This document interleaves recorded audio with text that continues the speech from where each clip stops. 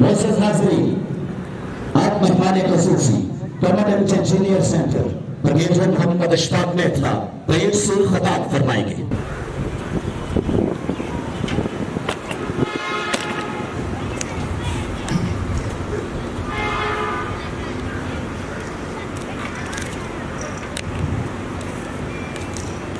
نحمدہ و نصلی علی رسولہ الکریم، اما بعد، بسم اللہ الرحمن الرحیم۔ آفیسرز، سردار صاحبان، آسی 203 کے بہادر جوانوں، خواتین و حضرات اور پیارے بچوں، السلام علیکم۔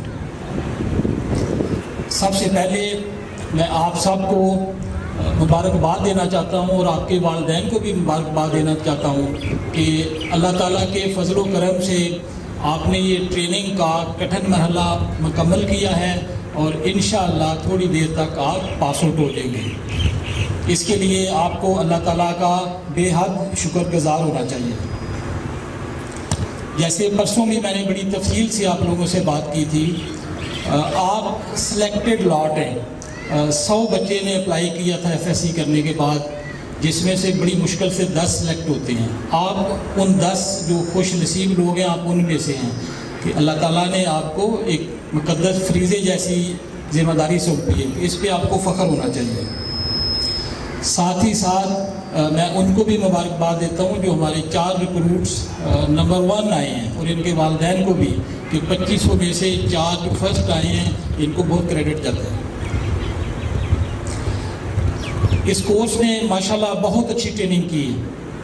آلدو شروع میں کووڈ تھا، تھوڑے مسئلے مسائل تھے، لیکن میں بڑا خوش ہوں اس آخری 203 سے۔ میرے ہوتے ہوئے 4-5 کورس پاس آؤٹ ہوئے ہیں، لیکن ایز اے کمانڈانٹ میں کنوکشن سے کہہ سکتا ہوں کہ دس از دی بیسٹ کورس۔ اور اس کا پریکٹیکل نمونہ بھی آپ نے دیا ہے کہ جو بھی آرمی کے کمپٹیشنز ہوئے تھے، کسی بھی سینٹر کی ٹریننگ کا معیار اس کی پیسز کمپٹیشن سے ہوتا ہے۔ آرمی میں 23 سینٹرز نے حصہ لیا اس سال۔ الحمدللہ آپ لوگوں کی محنت سے، آپ کے استادوں کی محنت سے کور آف انجینئرز، ہمارا انجینئر سینٹر پوری آرمی میں نمبر 1 آیا ٹریننگ میں۔ اس کا آپ کو فخر ہونا چاہیے۔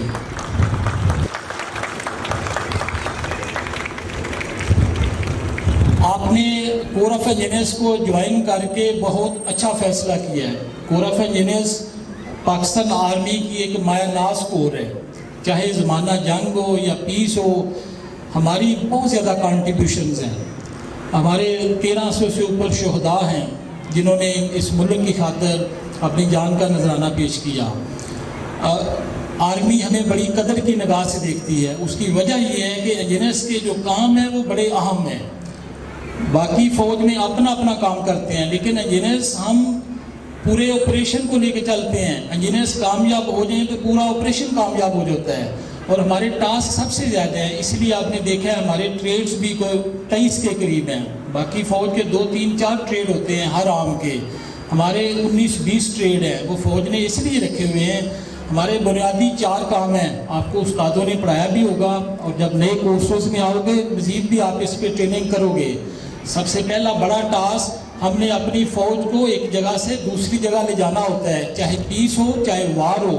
جنگ میں ایک جگہ سے دوسری جگہ فوج کو لے جانے کے لیے پل بنانے پڑتے ہیں، سڑکیں بنانی پڑتی ہیں، دشمن نے جتنی رکاوٹیں کھڑی کی ہوئی ہیں ان کو نکالنا پڑتا ہے۔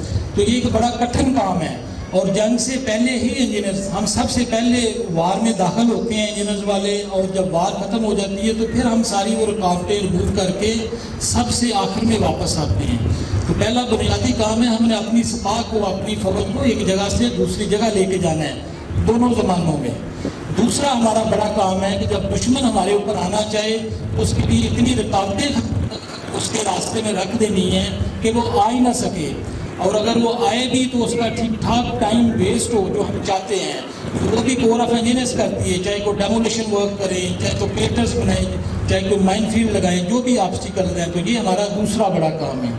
تیسرا، فوج نے ہمیں بڑا کام دیا ہوا ہے کہ فوج کی سروائیویبلٹی، کہ فوج کی جو انہوں نے چلنا ہے، رہنا ہے، ان کو سڑکیں چاہیے، ان کو ہیلی پیڈز چاہیے، ایئر اسٹریپ چاہیے، واٹر سپلائی چاہیے، وہ صرف اور صرف انجینئرز والے کرتے ہیں۔ تو اس کے لیے بڑا اعزاز ہے ہمارے لیے۔ اور جو سب سے اہم چوتھا کام ہے یہ 3 کام تو پیور انجینئرس کے ہیں. چوتھا کام ہے ہم نے ایز اے انفینٹری بھی لڑنا ہے, ایز اے فٹ انفینٹری, جو پیدل انفینٹری کا کام ہے وہ ہمارا چوتھا کام ہے. اسی لیے ہی ہم نے یہ نیلی چندی اپنے کندھوں پہ لگائی ہوئی ہے. تو ہمیں فخر ہونا چاہیے کہ آرمی نے ہمیں اتنے بڑے یہ 4 ٹاسک دیے ہیں اور ان کو امید ہے کہ ہم پورا کرتے ہیں. اتنی وارز ابھی تک ہوئی ہیں, اس میں کور آف انجینئرس نے بہت اچھی قربانیاں دیں اور دشمن کو پسپا کیا, اور فوج اس پہ فخر کرتی ہے. اور مجھے امید ہے کہ یہ جو ہمارے 4 ٹاسک ہیں آپ یونٹس میں بھی جا کے ان کو سیکھیں گے, اور جب کورس کرنے آئیں گے تو ان پہ 4 پہ دھیان رکھیں گے آپ. بہادر جوانوں, لائف کے 3 مراحل ہوتے ہیں ہر بندے کی زندگی میں, چاہے وہ فوج میں آ جائے, چاہے بینک کی نوکری کرے, چاہے سول میں کوئی کاروبار کرے. تینوں مرحلے بڑے اہم ہوتے ہیں. پہلا مرحلہ ہوتا ہے آپ پیدا ہوتے ہیں اور اپنی تعلیم حاصل کرتے ہیں, جو کہ 21 سال تک ہوتا ہے, 20 سے 25 سال کہہ لیں. یہ مرحلہ آپ لوگوں نے بڑا اچھا اپنا طے کر لیا ہے. آپ نے FSC کی ہے, آپ نے میٹرک کی ہے, FA کی ہے, اچھا کی ہے, تبھی فوج میں آپ کے سلیکٹ ہوئے ہیں. تو اللہ تعالیٰ نے آپ کا پہلا مرحلہ بڑا اچھا کر دیا ہے کہ آپ نے پڑھ بھی اچھا لی ہے, اور آپ اللہ تعالیٰ نے آپ کو جاب بھی اچھی دے دی ہے. کیونکہ اگلے مرحلے کے لیے کچھ نہ کچھ تو کرنا ہے. وہ آپ میں جائے گا, وہ کدھر جائے گا. تو یہ تو اللہ تعالیٰ قرآن مجید میں بھی لکھتے ہیں کہ جو سرحدوں کی حفاظت پہ ڈیوٹی دی جاتی ہے وہ سب سے اہم ڈیوٹی ہے. تو پہلا مرحلہ الحمدللہ آپ کا بڑا اچھا گزر گیا ہے. ابھی آپ دوسرے مرحلے میں انٹر ہو رہے ہیں, جو 20 سال سے 40 سال 50 سال تک جیسے جیسے اللہ تعالیٰ نے لکھا ہوا ہے ہر بندے کا. یہ وہ مرحلہ ہے جس میں ابھی آپ نے جاب سٹارٹ کی ہے, آپ نے کورس کلاسیں کرنی ہے, آپ نے اپنا اچھا مقام بنانا ہے تاکہ آپ کی پروموشنز بھی ہوں, سارے کام ہو. اسی پہ آپ شادی کریں گے, کچھ کی ہو چکی ہوگی, بچے ہوں گے, بچوں کی کیئر کرنی ہوگی, بیوی کی کیئر کرنی ہوگی. یہ مرحلہ سب سے کروشل ہوتا ہے. میری آپ لوگوں سے یہ درخواست ہے کہ اس مرحلے کو آپ نے بخوبی آگے لے کے چلنا ہے. اچھے کام کریں گے, لیکن اجتی سے کریں گے, فوج آپ کو اچھے کورس بھی کرائے گی, پروموشنز بھی دے گی, UN مشن بھی دے گی. اپنی بیوی کا خیال رکھو گے, وہ آپ کے بچوں کا خیال رکھے گی, آپ کی اگلی نسل اچھی ہوئے گی. تو یہ والا جو مرحلہ ہے اس کو آپ نے بڑے دھیان سے چلانا ہے. گزر جاتا ہے, اگر اچھا کام کریں گے تو اللہ تعالیٰ بھی مدد کرتے ہیں. اور تیسرا مرحلہ ہوتا ہے جو آپ ریٹائر ہو جاتے ہیں یا باہر کاروبار کرتے ہیں, آپ بوڑھے ہو جاتے ہیں, بچے جوان ہو جاتے ہیں. وہ بھی قدرے آسان مرحلہ ہے, لیکن یہ کروشل مرحلہ ہے.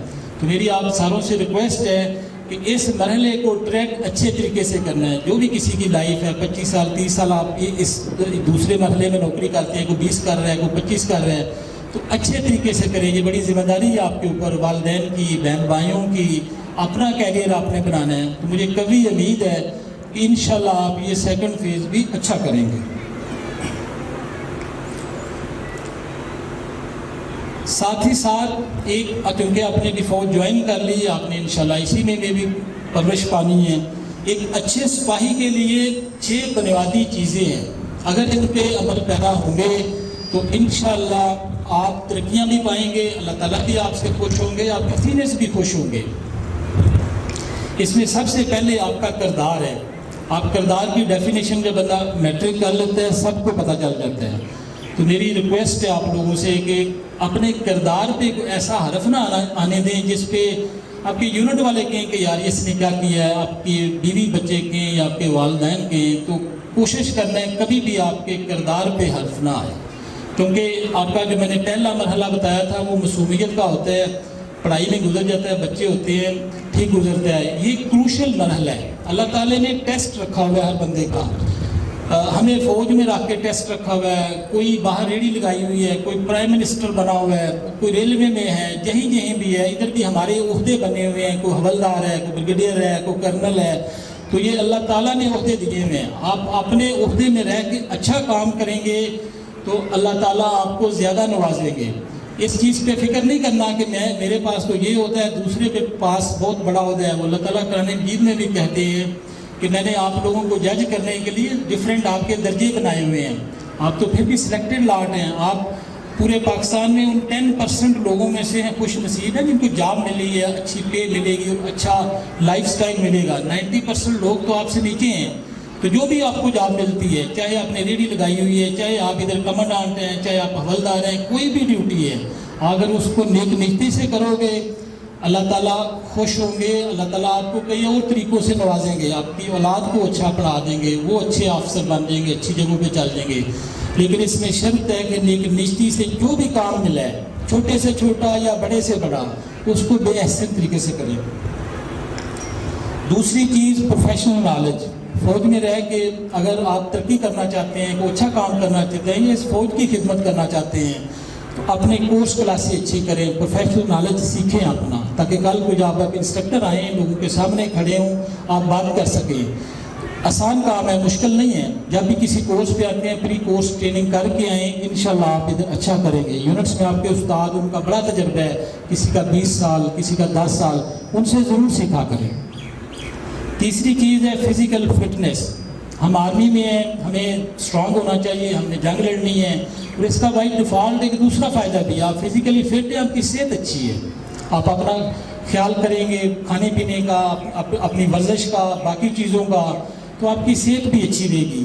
صحت کا بندے کو خاص خیال کرنا چاہیے. اگر صحت اچھی ہے تو سارے کام باقی بھی ہو جاتے ہیں انشاءاللہ.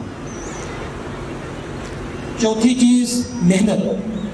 اللہ تعالیٰ خود قرآن مجید میں فرماتے ہیں جو بندہ بھی جتنی محنت کرتا ہے اس کا صلہ ملتا ہے. اس چیز کو پلے باندھ لیں. جہاں بھی محنت کریں گے، چاہے کوئی دیکھ رہا ہے چاہے نہیں دیکھ رہا، کیونکہ اللہ تعالیٰ دیکھ رہے ہوتے ہیں، اللہ تعالیٰ آپ کو ضرور اس ہارڈ ورک کا صلہ دیں گے، بشرطے کہ آپ نیک نشتی سے محنت کریں. یہ میری بات پلے باندھ لیں.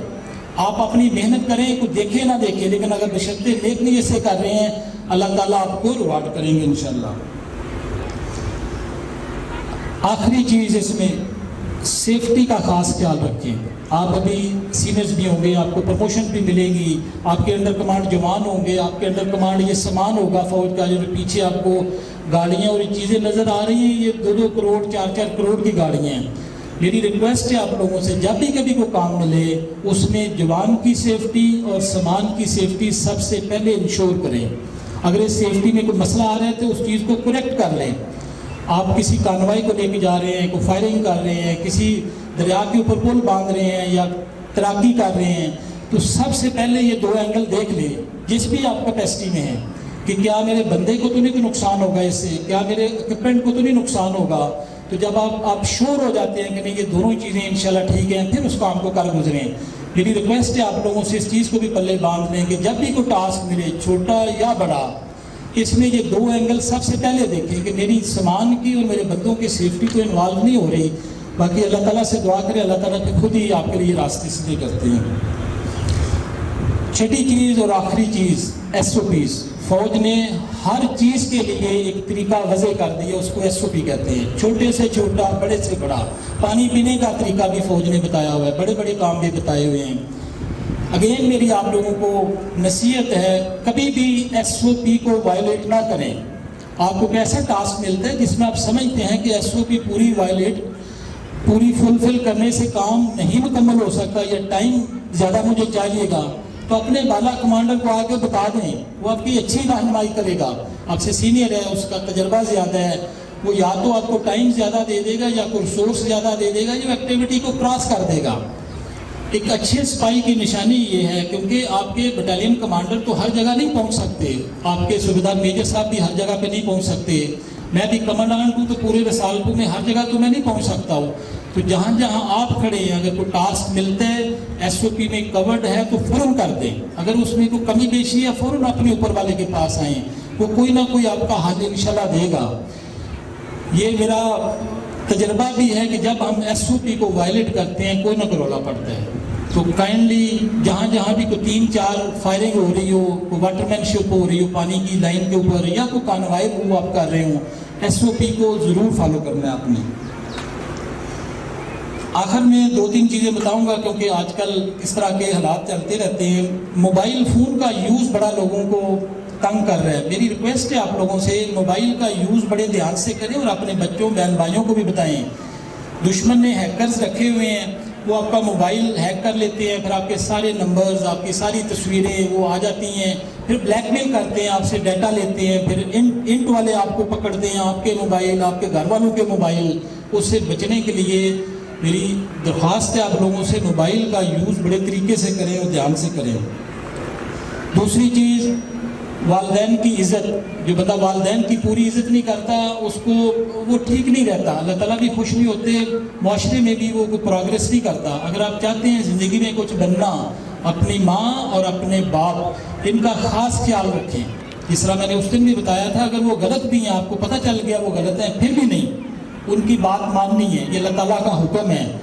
اگر زندگی میں ایک اچھا مقام لینا چاہتے ہو، اپنے والدین کی ہر حالت میں خدمت کرو، جس کے زندہ ہیں وہ خدمت کرے، جس کے فوت ہو گئے ہیں ان کے لیے دعائیں مغفرت کیا کریں۔ آخری چیز، ریلیجن، آج کل زندگی بڑی مصروف ہو گئی ہے ہماری، لیکن ہم نے ریلیجن کا اپنے وہ گنتی بھی پوری کرنی ہے۔ اللہ تعالیٰ نے ہمارے سے اس دن پوچھا بھی جائے گا کہ یہ آپ نے دینی، آپ کو ہم نے احکام دیے تھے پورے کیے کہ نہیں؟